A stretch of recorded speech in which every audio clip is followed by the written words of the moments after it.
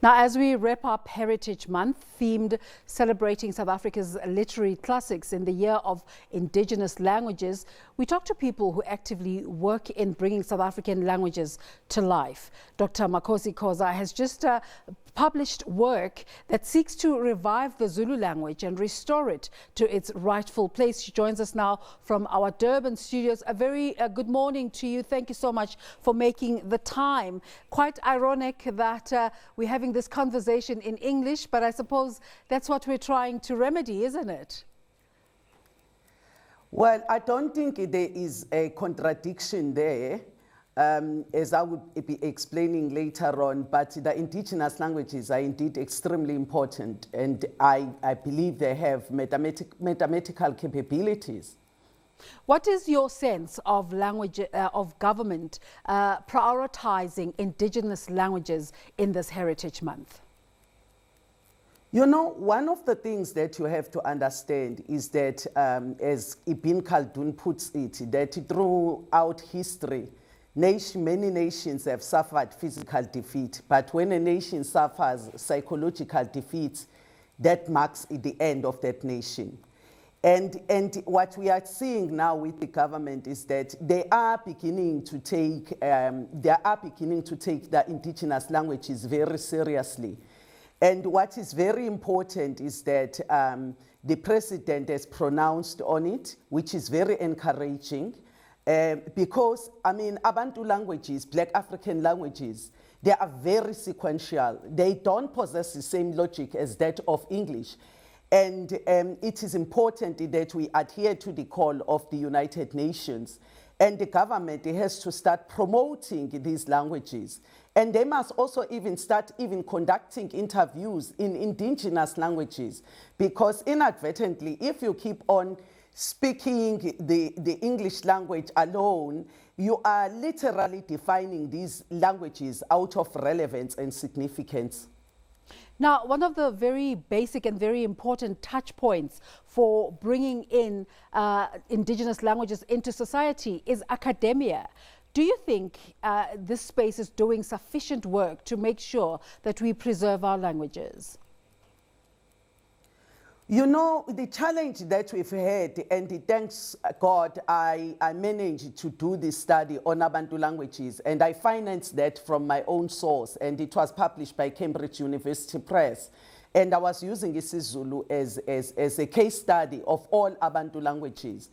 The challenge that you have is that the current academics who are linguists, because they were also schooled in a fundamentally defective colonial architecture of the Bantu languages, they were finding it very difficult to transition into a dispensation where they are actually reconnecting these languages with their rightful architecture, which is highly mathematical.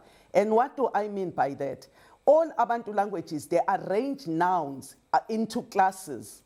You know, for example, in English, you could say, if you say, I like it, it's a very general statement. With Abantu languages, if I say in isiZulu, ngiyalithanda, or ngiyasithanda, or ngiyawuthanda, or ngiyaluthanda, it's completely different things. But in English translation, it will come across as meaning one thing. In other words, these languages narrow the scope the same way as you do in science.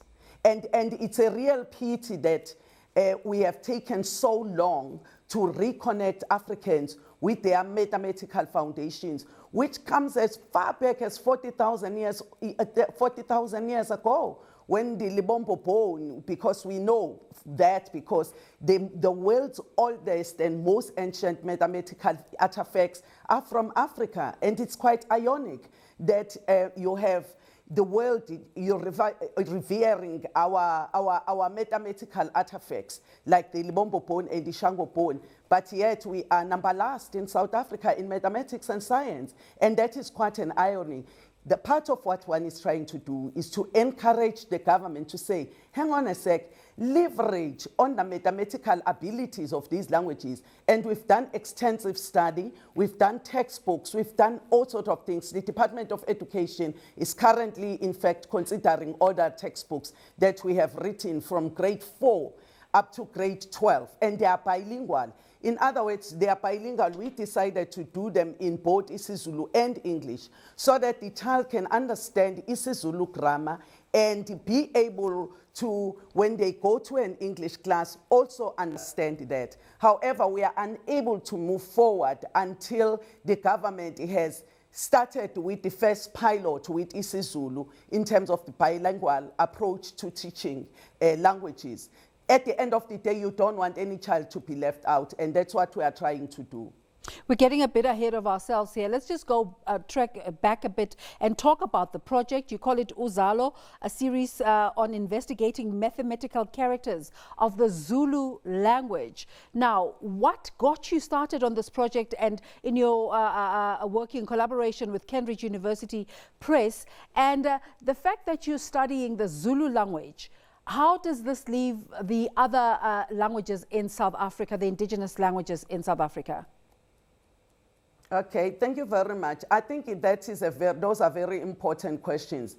How it actually started, it was the fact that, you know, I was observing that uneducated rural women were very geometrically wired, if you know what I mean. Take the case of the maths of that Mama you're talking Esther about. Masango, for example, with her geometric shapes. And you look at all the rural uneducated or women with limited contact with Western education, you will find that geometry to them is very easy. You can just look at all the beadwork that they do.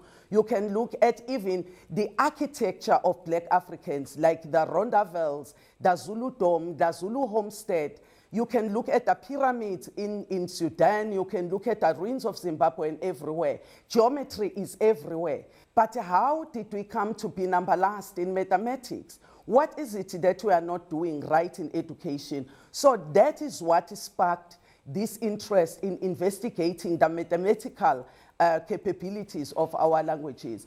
And part of also what made me to realize that it was important to do so, it was because we were moving from this colonial era that had despised the Black African languages and had portrayed the Black Africans as people who possess inferior logic and intelligence, if at all they possess any. And as you know, even Dr. Hendrik Verwoerd once said, there is no use to teach a Black child mathematics because they have no use for it. But that has never been negated with scientific proof. Now we have scientific proof, we've done that. So that is the aspect that I think is very important for me to explain to you. I can't remember the second question that you've asked me. I was talking about the collaboration with the Kendrick University and how you are going to work with them to take this work out. Well, Cambridge University Press, you must understand that this project took, it's been running for 13 years. In 2017, I even have the book here. I'm not sure if you can see it. Oh, stunning. So that book that I have is the book that Cambridge University Press published in 2017. And that book was really tracing the set's origins, because we observed that African languages, they follow strict patterns. And this, even though this work is in isiZulu, the idea was to do a case study on one language. And isiZulu being the most spoken language, it was in the lingua franca of South Africa. It was a natural choice for us to choose it as the case study for Abantu languages. And going forward, what we are looking at is to really integrate these geometric shapes into the overall curriculum in South African schools so that children can begin to see and value mathematics in particular, because mathematics is the mother of all sciences. And if we can get that with all the other languages, that will be a milestone post-independence in Africa. Your work is obviously now at an advanced stage, as you're saying. You're talking to the Department of Education already about introducing some aspects of it as textbooks. Are you planning to only have it in academia, or how else can the general public access this important work? We've even developed an app in isiZulu. We've developed the app which we are going to be launching towards the end of October. It's the most accurate app. It's the app that is based on the mathematical capabilities of isiZulu, and therefore it's nothing like what you get in Google Translate. You know, because we organized the nouns correctly, then therefore people will be able to apply it. So that will be available to the members of the public. Even the books, we are looking at launching a series of books starting from the end of this month, the end of October, you know, so that everybody who wants to learn the language can start learning. But our work doesn't stop there, because we actually want to ensure that all subjects in schools are translated into the 9 indigenous languages, be it maths, science, anything, technology and whatnot. The reason behind that being that, you know, we've had the Bible. The Bible is the thickest book on planet Earth. It is in all languages. What excuses do we have not to translate the languages, I mean every subject, into African languages, so that no African child is excluded from prospering and from advancing to the next level, simply because the language barrier is an obstacle on their way to prosperity.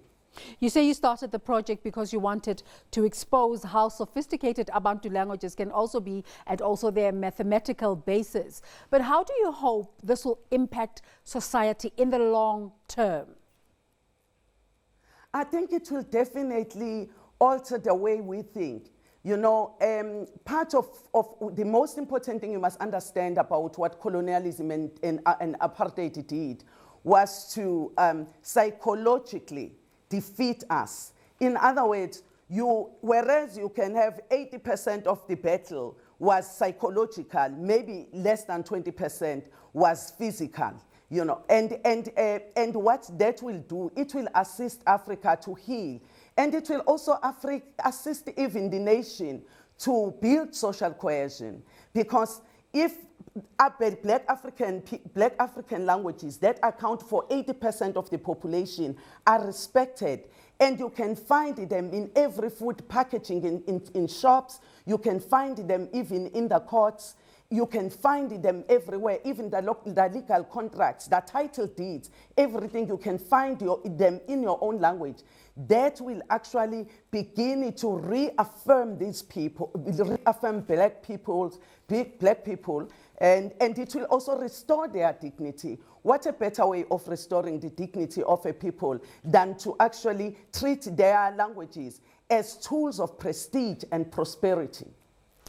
This conversation might sound like a heritage and an academic conversation, but what kind of impacts, possible impacts, are there on one of the biggest conversations we're having at the moment in the country, and that is economic development and creating jobs for the South African population? I love your question. You know, just think about the thousands of, or if not millions of unemployed graduates that this will generate if we were to go and actually start and translate this work and go on this revolution of the languages. Think about how many young people will be drawn back into employment. It will create enormous job opportunities. Over and above that, even with food packages, think about that. Think about even the fact that you will be getting more people, young computer programmers, who will have to also develop algorithms for these languages so that they are migratable to e-platforms. So the spin-off economically is enormous. It is enormous. You must remember that language is not just a tool of communication. It is also a tool of prosperity. In other words, you can turn a language and create a whole big economy out of it. And ironically, we can learn from Afrikaans. Afrikaans is the newest language in Africa. And yet Afrikaans was able to entrench itself to a point where you can't even escape reading Afrikaans in food packaging or whatever packaging in the shops. Yet you can't find the same with Black African languages that account for 80%. So it's going to create a huge possibilities for jobs.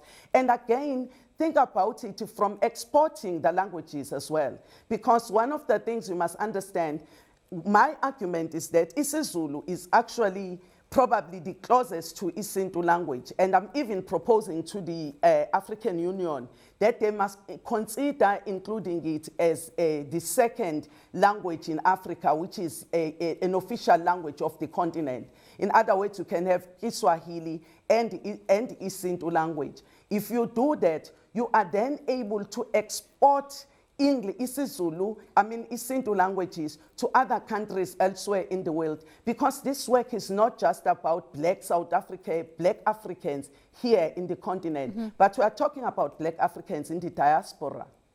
You have massive competition, though. Have you factored this in your planning in terms of this conversation out there about Mandarin is now the biggest language because trade is now conducted with the second biggest economy in the world, and that is China.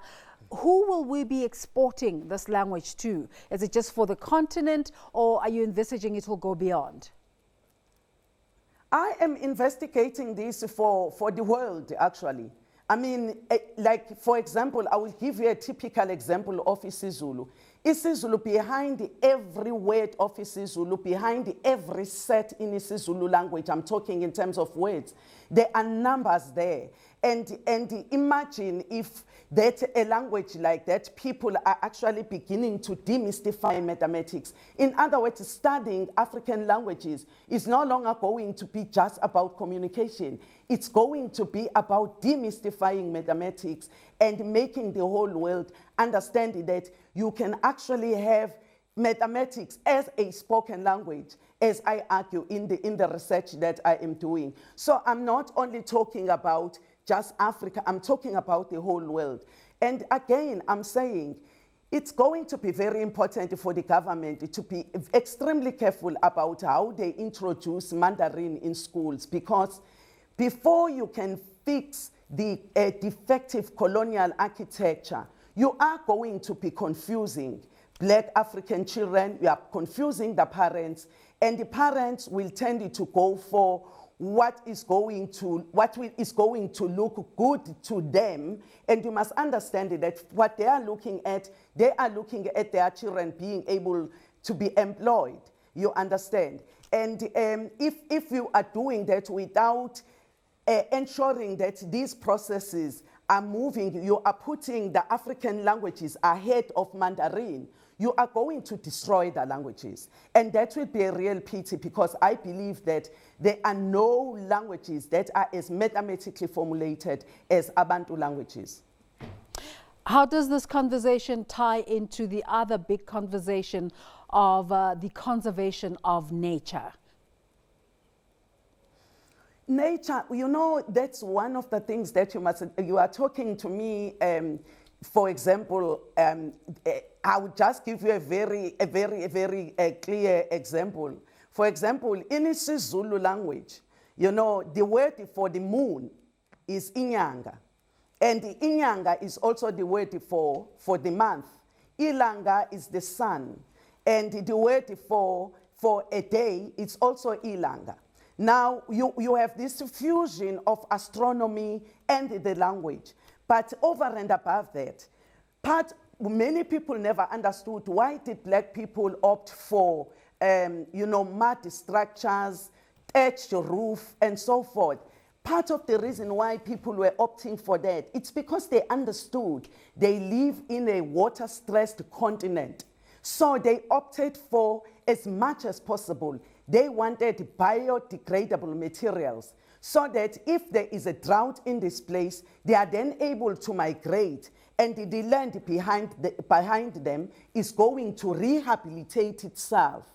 So I am saying all these things, we are fusing them with this whole revolution of elevating the languages, Black African languages, as tools of prestige and prosperity. Because in the absence of understanding, in the absence of really understanding the choices that people were making, we are not going to make serious inroads into making people understand our decisions. Black Africans have always been living, coexisting with nature. And if we can leverage on that, we might actually find that there would be no need even for the government to even say, try and eliminate the mud structures in rural areas, but instead try and make sure that you upgrade and promote the use of biodegradable materials because they are more environmentally friendly.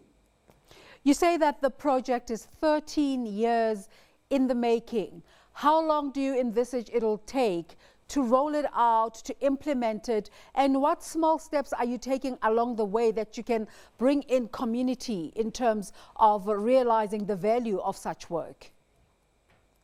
We've already started in Hillcrest, where I live. We've started with unemployed graduates, and we are beginning to write to companies to say, hang on a sec, we need to start translating your work, be it contracts, legal contracts. We are even telling banks, bring all that to us. We will translate it to you. In the process, we are creating more jobs for people. And Ukoko Innovations has done a lot of job in terms of that. And again, we are also using the very unemployed graduates to assist school children that are not proficient in English to understand both isiZulu and English. So you are promoting both isiZulu literacy and English literacy at the same time, because we also understand, when we are realistic, we are saying it's gonna take time for even for all that scientific information to be available on the net, on the internet, in indigenous languages. And yet there is so much information that's already there, in English. So we don't want them to be left behind. So we are taking a bilingual approach in whatever that we do. And those are baby steps that we are taking. And we are already even engaging with the Department of Education. Like I told you, the Department of Education, where it is now, they were just telling me that they are waiting for the language specialist to assess the work so that they are able to roll it out. So that's where we are. So the work you're doing seems quite remarkable, but it also looks like it's very cumbersome. Do you have a sense of who else out there in the South African society is working, doing similar, not necessarily the same, but similar kind of work that seeks to bring South Africans closer to their own identity and who they are? And what are your thoughts about the work that some of your other peers are doing? Let me tell you, the University of KwaZulu-Natal has done a lot of good work. In fact, I've been part of the panel that was translating or generating scientific isiZulu terminologies. And as a result, in almost all faculties, they have a content now is available in isiZulu, and I am working directly with them. As a matter of fact, even this research that I've just completed, this mathematical research, I'm going to be handing it over to the University of KwaZulu-Natal so that we can take this process forward. I've also started engaging with the University of Zululand, because that university, we believe that it has to reclaim its former glory, especially because it is located closer to where the Libombo bone, the oldest ancient mathematical tool, was found, but it is also located in the deep rural areas. And if we can have that university as well, playing its role in this whole revolution of elevating Black African languages as tools of prestige and prosperity, we think that we'll be making a huge milestone. We are also engaging with the Center for Adult Education, because we believe that even adults, especially parents, we need to increase their literacy levels, both in terms of African languages and English literacy levels, because if they are going to be involved in their children's education, they need to know how they can help them. If we leave the parents out, we are making a very big mistake. So these are some of the initiatives that we are doing, and I'm working with a number of other academics. There is Professor Zulu at the University of Natal that I'm working with. I'm working with numerous other organizations, even Afrikaans organizations, by the way. Yeah. So we're talking about language today, and it's important in bringing back our heritage or recognizing our heritage.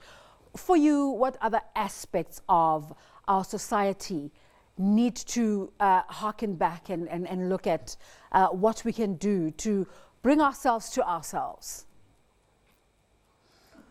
You know, with me, I believe that it's very important for us to first of all understand the critical importance of the language, and also in terms of fixing the mind.